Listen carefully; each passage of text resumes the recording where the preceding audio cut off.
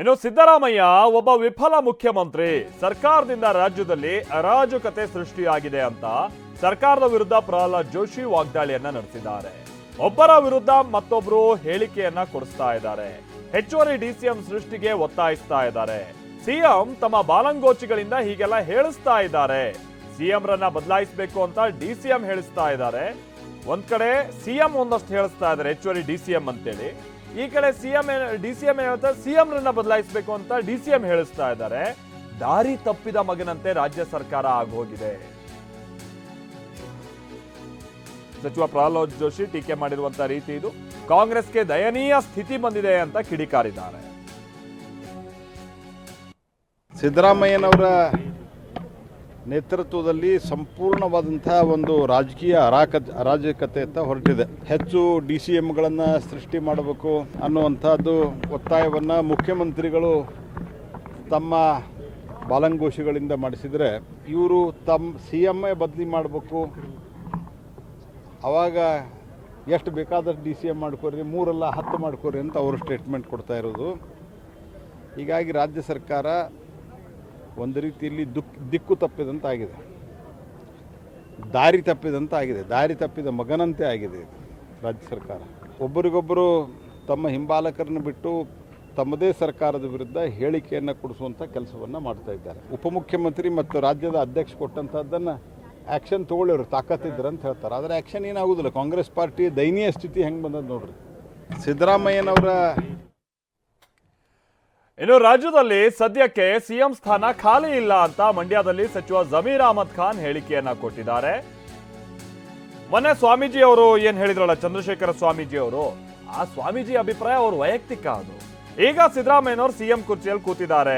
CM ಕುರ್ಚಿ ಖಾಲಿ ಇರುವಾಗ ಚರ್ಚೆ ಮಾಡಬೇಕು, ಖಾಲಿ ಇಲ್ಲದೆ ಇರುವಾಗ ಚರ್ಚೆ ಮಾಡೋ ಅಗತ್ಯತೆ ಇಲ್ಲ. ಹಾಗೆ ಸ್ವಾಮೀಜಿ ಅಭಿಪ್ರಾಯ ಇದೆಯಲ್ಲ, ಮೊನ್ನೆ ಚಂದ್ರಶೇಖರ್ ಸ್ವಾಮೀಜಿ ಅವರ ಅಭಿಪ್ರಾಯ, ಅದನ್ನು ತಪ್ಪು ಅಂತ ಹೇಳೋಕ್ಕಾಗಲ್ಲ. ಒಕ್ಕಲಿಗರು, ಲಿಂಗಾಯತರು, ದಲಿತರು ಇವರೆಲ್ಲ ಕೇಳ್ತಿದ್ದಾರೆ. ಅವರು ಸಿಎಂ ಸ್ಥಾನ ಕೇಳೋದ್ರಲ್ಲಿ ಏನ್ ತಪ್ಪಿದೆ ಅಂತಾನೂ ಮಂಡ್ಯದಲ್ಲಿ ಸಚಿವ ಜಮೀರ್ ಅಹಮದ್ ಖಾನ್ ಹೇಳಿಕೆಯನ್ನ ಕೊಟ್ಟಿದ್ದಾರೆ. ಈಗ ಸಿಎಂ ಸ್ವಾಮೀಜಿ ಹೇಳಿರೋದು, ಅವರು ಸ್ವಾಮೀಜಿ ಅಭಿಪ್ರಾಯ ಅವ್ರು ಹೇಳಿದ್ದಾರೆ. ಈಗ ನಮ್ಮ ಪಕ್ಷ ಹೈಕಮಾಂಡ್ ಪಕ್ಷ, ತೀರ್ಮಾನ ಮಾಡೋರು ಯಾರು? ಹೈಕಮಾಂಡ್ ತೀರ್ಮಾನ. ಈಗ ಸಿಎಂ ಕುರ್ಚಿದಲ್ಲಿ ಮನೆ ಸಿದ್ದರಾಮಯ್ಯ ಅವರು ಕೂತಿದ್ದಾರೆ, ಖಾಲಿಯಲ್ಲಿದೆ. ಈಗ ಚರ್ಚೆ ಮಾಡೋಕ್ಕೆ ಖಾಲಿ ಇರ್ಬೇಕು ತಾನೆ. ಈಗ ಖಾಲಿ ಇದ್ರೆ ತಾನೇ ನಾವು ಚರ್ಚೆ ಮಾಡಬೇಕಾಗಿರೋದು. ಖಾಲಿನೇ ಇಲ್ಲ, ಖಾಲಿಯಲ್ಲಿದೆ.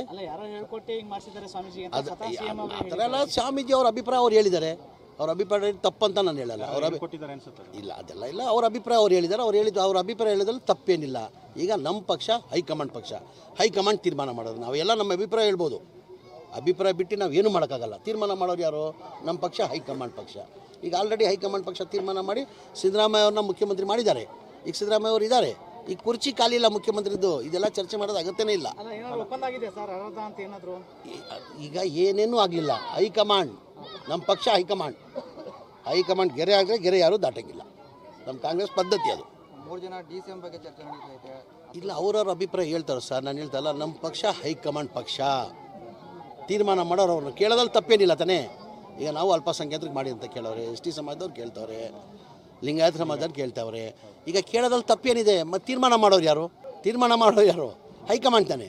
ಹೈಕಮಾಂಡ್ ತೀರ್ಮಾನ ಮಾಡಬೇಕಾಗಿದೆ. ಈಗ ಸಿಎಂ ಸ್ವಾಮೀಜಿ ಹೇಳಿ. ಇನ್ನು ಸಿಎಂ ಹುದ್ದೆಗೆ ಸಿದ್ದರಾಮಯ್ಯ ಒಬ್ಬರೇ ಫಿಟ್ ಆಗಿರುವಂಥದ್ದು. ಸಿಎಂ ಆಗ್ಬೇಕು ಅನ್ನುವಂಥದ್ದು ಅದು ಎಲ್ಲರೂ ಸಹಜ ಇರುತ್ತೆ, ಅದು ಸಹಜ.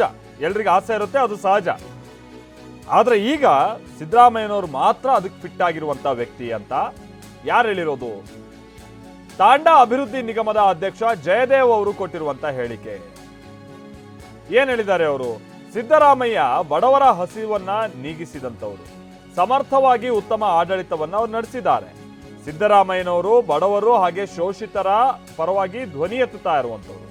ಸಿಎಂ ಬದಲಾವಣೆಯು ಅದು ಹೈಕಮಾಂಡ್ ಬಿಟ್ಟಿದ್ದು, ಸಿಎಂ ಬದಲಾಯಿಸೋದು ಸುಲಭದ ವಿಚಾರ ಅಲ್ಲ ಅಂತಲೂ ಕೂಡ ಜಯದೇವ್ ಅವರು ಹೇಳಿಕೆಯನ್ನ ಕೊಟ್ಟಿದ್ದಾರೆ. ಸರ್, ಇದು ಫಿಟ್ಟು ಅಂದ್ಬಿಟ್ಟಂತ ನಿಮಗೆ ಗೊತ್ತಿದೆ. ಸಿದ್ದರಾಮಯ್ಯನವರು ಇಡೀ ಇಂಡಿಯಾದಲ್ಲಿ ಇಂಥ ಧೀಮಂತ ಮುಖ್ಯಮಂತ್ರಿ ಯಾರೂ ಇಲ್ಲ. ಯಾಕೆ ಅಂತೇಳಿದರೆ, ಕರ್ನಾಟಕ ರಾಜ್ಯದಲ್ಲಿ ಯಾರೂ ಹಸಿವಿನಿಂದ ಬಳಬಾರದು.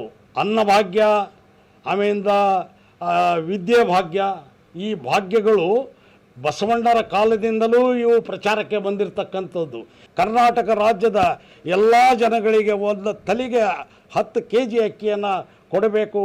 ನಾನು ಮುಖ್ಯಮಂತ್ರಿ, ಬಡವನ ಮನೆಯಿಂದ ಬಂದ ಒಬ್ಬ ಮುಖ್ಯಮಂತ್ರಿ ಆಗಿದ್ದೇನೆ ಕರ್ನಾಟಕ ರಾಜ್ಯದಲ್ಲಿ. ನಾನು ಮುಖ್ಯಮಂತ್ರಿ ಇದ್ದಾಗ ಕರ್ನಾಟಕದಲ್ಲಿ ಯಾರೂ ಹಸುವಿನಿಂದ ಬಳಲಬಾರ್ದು ಅಂತ ಇಂಥ ಕಾರ್ಯಕ್ರಮ ಇಂಡಿಯಾದಲ್ಲಿ ಯಾರೂ ಮಾಡದೇ ಇರತಕ್ಕಂಥ ಕಾರ್ಯಕ್ರಮವನ್ನು ನಮ್ಮ ಮುಖ್ಯಮಂತ್ರಿ ಸಿದ್ದರಾಮಯ್ಯನವರು ಮಾಡಿದ್ದಾರೆ. ಸರ್, ಆಗಬೇಕು ಅನ್ನೋದು ಸಹಜ, ಇದು ಹೈಕಮಾಂಡಿಗೆ ಬಿಟ್ಟಿರತಕ್ಕಂಥದ್ದು. ಸರ್, ಇದು